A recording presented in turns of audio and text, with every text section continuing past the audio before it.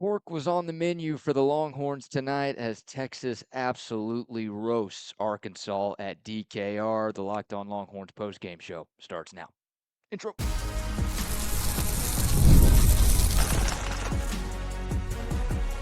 You are Locked On Longhorns, your daily podcast on the Texas Longhorns. Part of the Locked On Podcast Network, your team every day.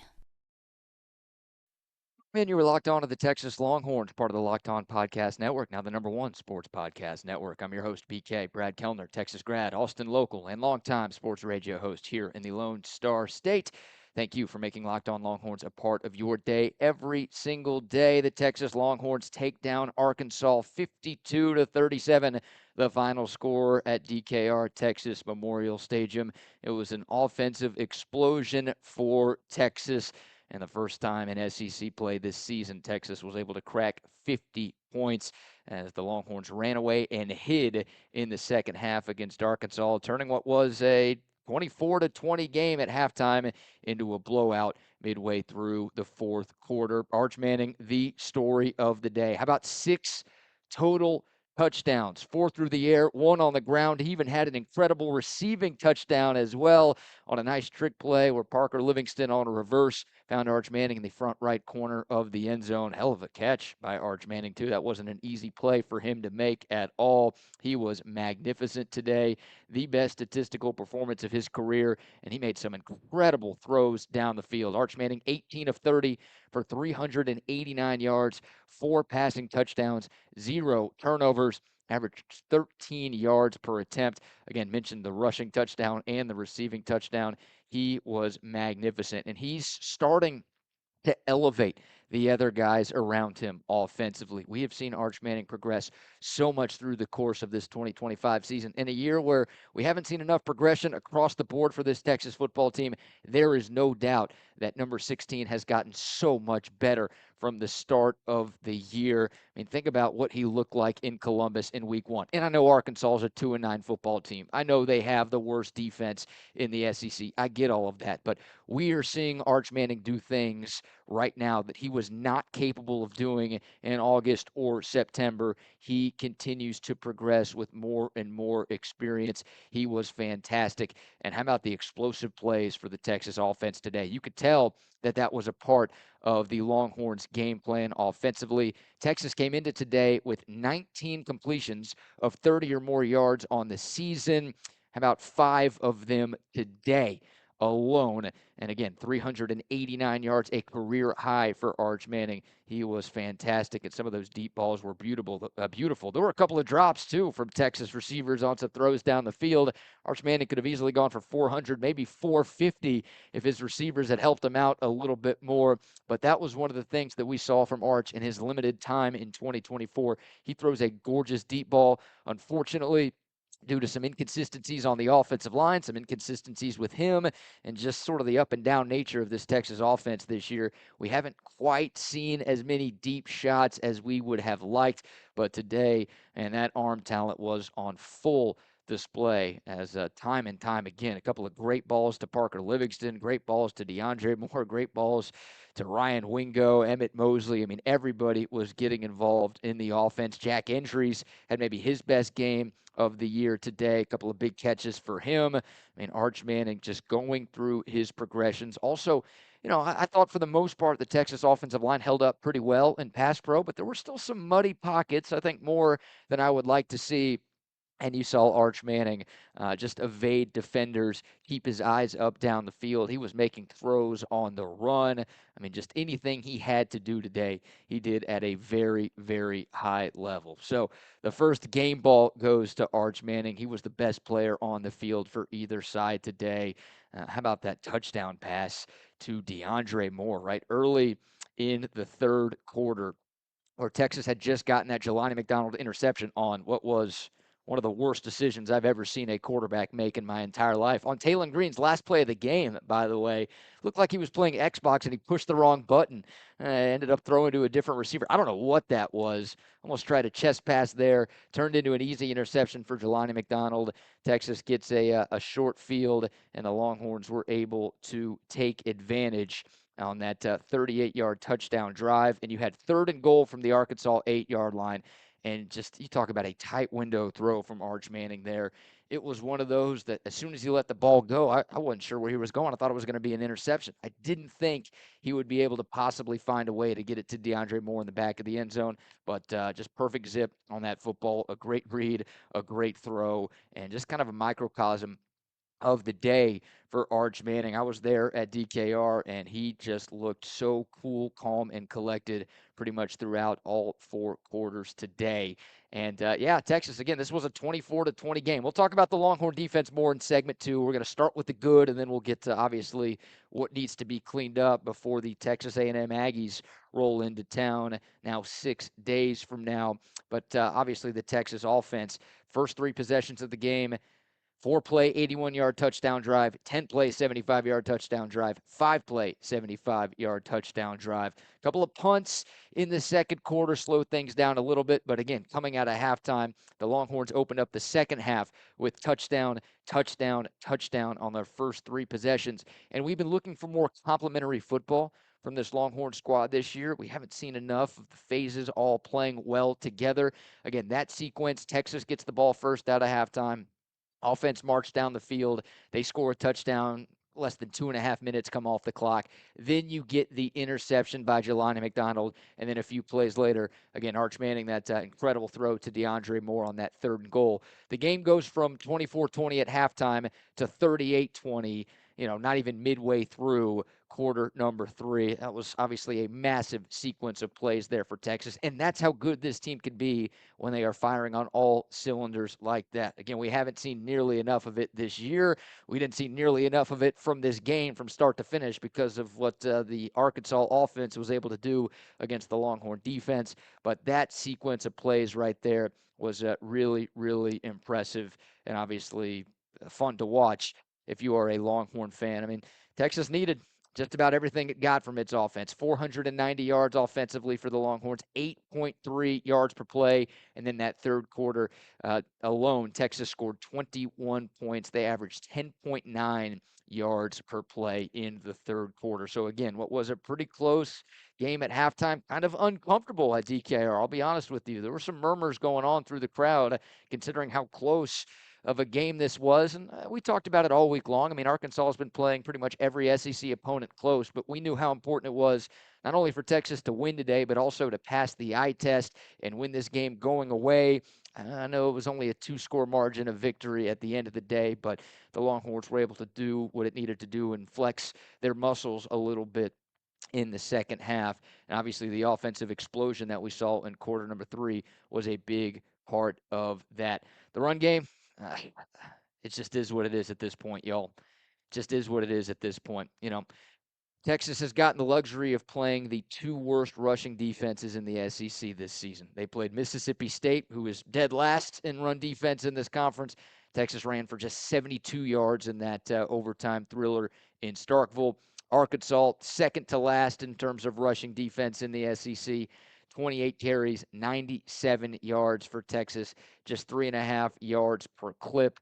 It's just, it's not good enough. And, you needed Arch Manning to play a great game today for this offense to do what it did. I got a hunch when the Aggies come to town in a few days, you're going to need Arch Manning to have an incredible performance. I mean, maybe the game of his life. Obviously against a much tougher team because the Aggies are rolling in here at a perfect 11-0, and they're going to be ranked in the top 3 when this game happens on Friday night. But yeah, the Texas run game, you were hoping they'd be able to find some sort of rhythm today, and it just never really happened. And it wasn't for lack of effort. I know a lot of Longhorn fans, myself included, were pretty critical of Steve Sarkisian for abandoning the run game earlier than he should have against Georgia a week ago. They tried to stick with it, but just kind of more of the same. And believe it or not, Texas only got to 97 yards on the ground. That's not a very good performance against anybody. That is 26 yards more than what Texas has been averaging in SEC play this year. So believe it or not, that was a above average showing for the Longhorn ground game this year. Not enough holes up front. You're just not getting enough from your running backs. That's obviously going to be a major area to address for Texas when we get to the offseason. And you just cross your fingers and hope that Trey Wisner can have another amazing game against Texas A&M like he did in College Station last year. But obviously the passing game, the story of the offense, everybody getting involved, and Arch Manning just doing a little bit of everything today. He was great in this one, and he needed to be. All right, so that's the good. Let's get to the not so good from the win, the Texas defense. And I think we already have our biggest storyline for this Texas A&M game, even 6 days away. We will get to that in a second as the Locked On Longhorns postgame show continues in a moment. But first, shout out to our friends at Game Time. I used the Game Time app today to get my tickets for Texas, Arkansas, and I'll be in the building for the Lone Star Showdown on Friday, thanks to Game Time. The best place to get your college football tickets all season long. Yeah, it's a sellout next Friday. Guess what? There are tickets available on the Game Time app right now. The best part, no hidden fees. What you see is what you pay every single time with our friends at Game Time. Also, you get a view from your seat before you purchase, so you know exactly what your vantage point is going to be. I'm telling you, it's faster, it's cheaper, it is way less stressful than any way that I bought tickets in the past, and I think you're going to have a very, very similar experience. Download the Game Time app today and use the promo code LOCKEDONCollege, and you're going to get $20 off your first purchase. How about $20 off for Texas A&M tickets? $20 off. Just use the promo code LOCKEDONCollege with the Game Time app. Swipe, tap, ticket, go. Download Game Time today. All right, welcome back to Locked On Longhorns, your team every day. Texas 52, Arkansas 37. The scoreboard kind of tells the whole story, right? The offense had a hell of a game today.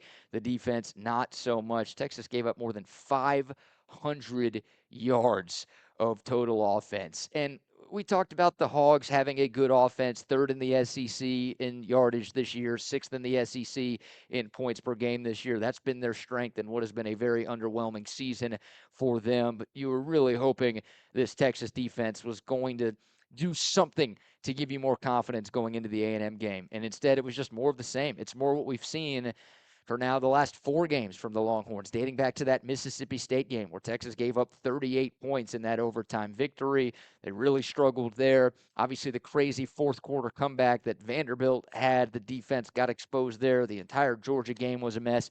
And then today, giving up 37 points and more than 500 yards of total offense.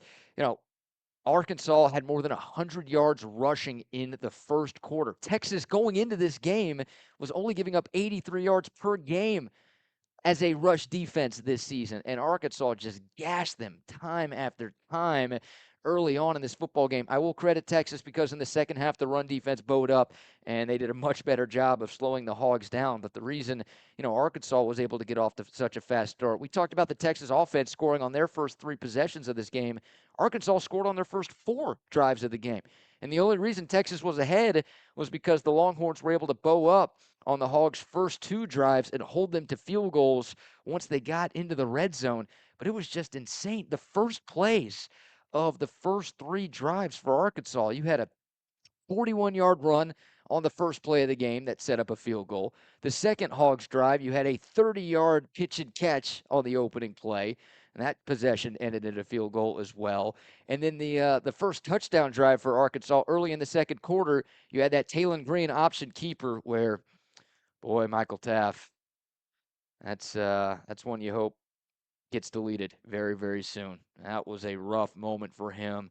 Taylon Green's a hell of an athlete. We knew that. He's one of the most electric runners in college football. And, he juked Michael Taft out of his shoes on that run. And look, unfortunately, it wasn't just Michael Taft who was out of position on that play. That was another unbelievably huge play to give up on the first play of a series for the Texas defense. Like, that just cannot happen.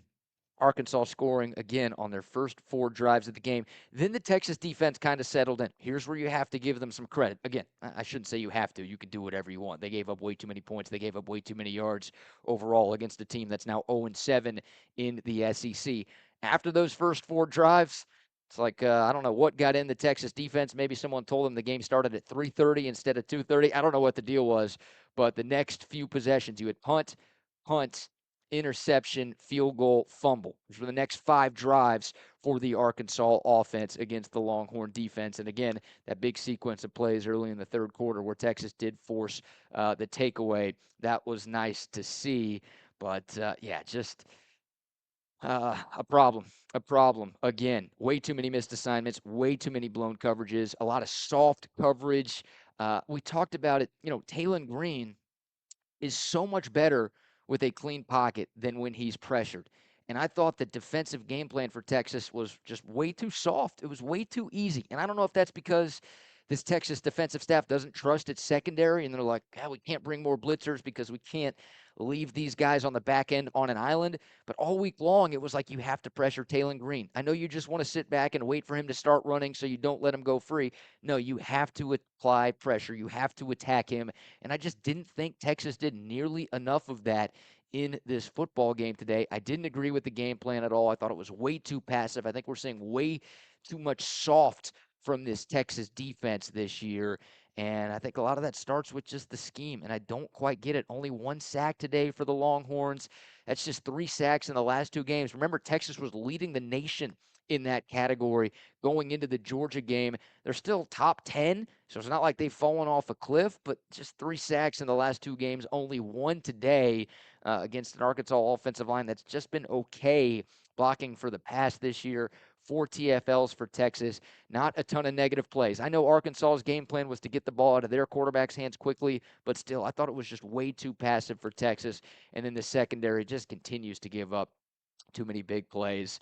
Outside of Manny Muhammad, I don't know how you can have a ton of confidence in anybody on the back end, and that includes the safeties right now. Michael Taft had a couple of rough moments. We talked about that Taylon Green play, but Taft was out of position a few different times, missed a few different tackles, missed one on an Arkansas touchdown as well. Not a great game for him.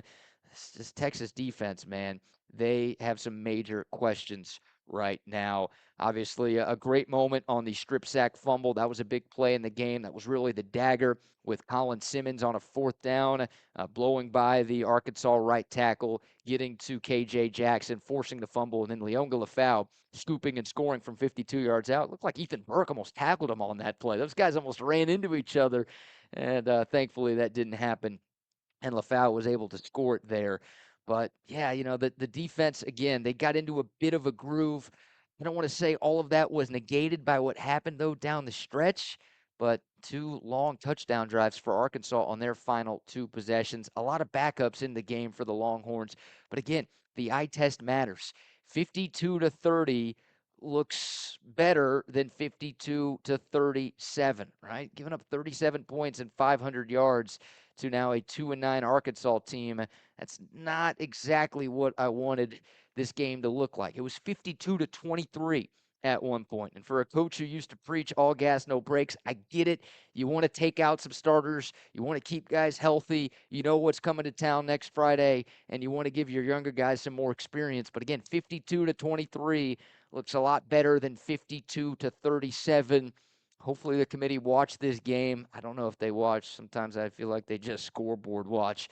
But, Texas dominated. But, again, they had some opportunities late to get off the field and make the score look like more of a blowout than it actually was at the end. I don't know how much that matters. Hopefully it doesn't matter much at all. Biggest storyline here, again, 6 days away from Texas and Texas A&M, but the health of the Texas linebacker room. Anthony Hill did not play today against Arkansas. We know he suffered a broken bone in his hand in the 4th quarter in the loss to Georgia. Will he be able to go? Short week, obviously, with that game coming up on Black Friday.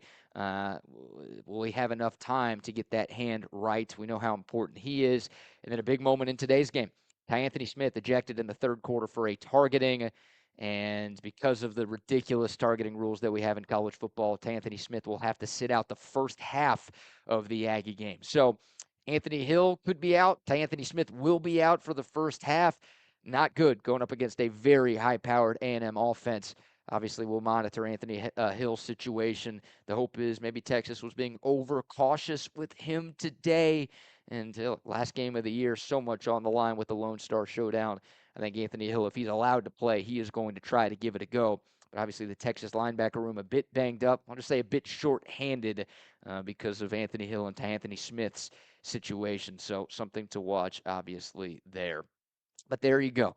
We'll obviously talk more about Arkansas on Monday's show. We'll talk plenty about Texas and Texas A&M throughout the week. Again, the Texas offense getting the job done, an incredibly impressive performance, the best game of Arch Manning's career. The not so good, the Texas defense just giving up too many points, too many yards, too many explosive plays.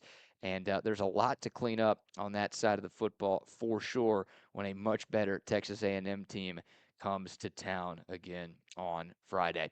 All right, would love to get y'all's thoughts. Comment below your biggest takeaways from Texas 52, Arkansas 37. How would you grade the performance? What's your confidence level going into the A&M game? Would love to hear from y'all. Thanks so much for tuning in. Y'all enjoy the night. We're celebrating a Texas win. Enjoy the whole weekend. You deserve it. Please like, subscribe, leave a comment, all of those great things. Can't thank y'all enough for your continued support of what we're building here with Locked On Longhorns. Again, we'll be back on Monday to talk more about this game and turn the page to the Lone Star Showdown. But that'll do it for us. Thanks so much for tuning in. Until next time, horns up, mics off. We'll see y'all soon. This is Locked On Longhorns.